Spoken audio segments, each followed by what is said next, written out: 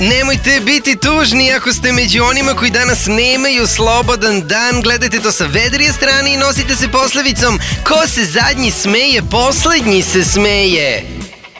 Ovako se svima onima koji nisu imali sreće da proslavljaju neradni dan obratila voditeljka televizije Happy sa sve smajlijem, a šta se još izjavljivalo tokom nedelji za nas, pričamo u još jednoj retrospektivi antidepresiva.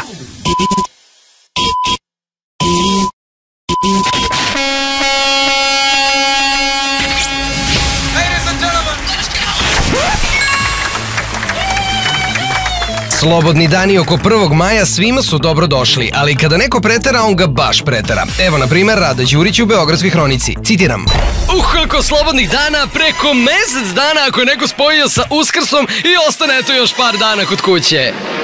Jeste, Rado, ako je neko još spojio sa 41. dobio preko 70 godina slobodno.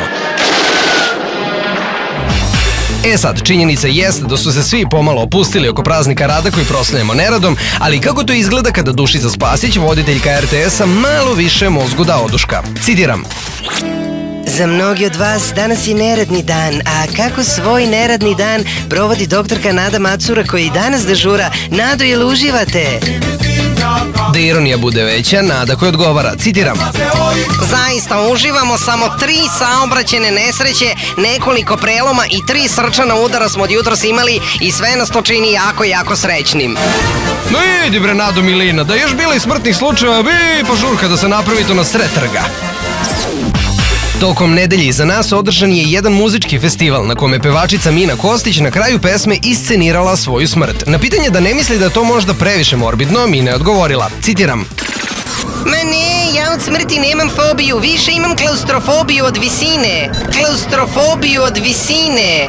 I posle, kako da ne uporedimo sa učesnicom Survivora i Playboy zečicom Avom, koja je ničim izazvana izjavila, citiram. Volela bi da imam više samopouzdanja u druge ljude.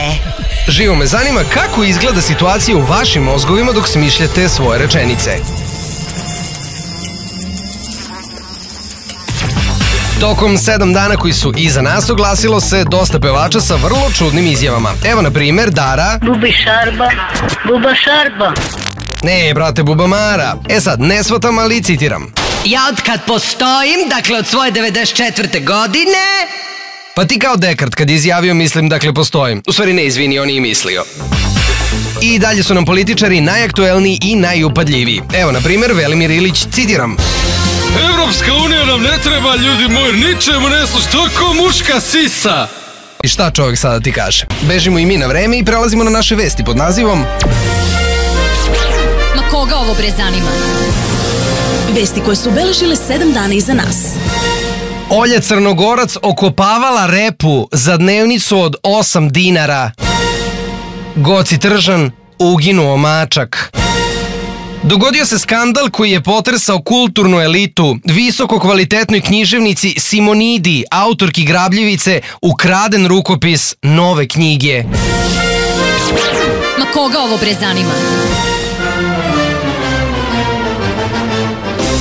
I što se nas tiče, to bi bilo to. Ako i vi uhvatite neki lapsus, pošaljite nam na mail retrospektiva@tediradio.com pa se čujemo ponovo za 7 dana. A do tada vas pozdravljamo. On Marcello i ja Emes.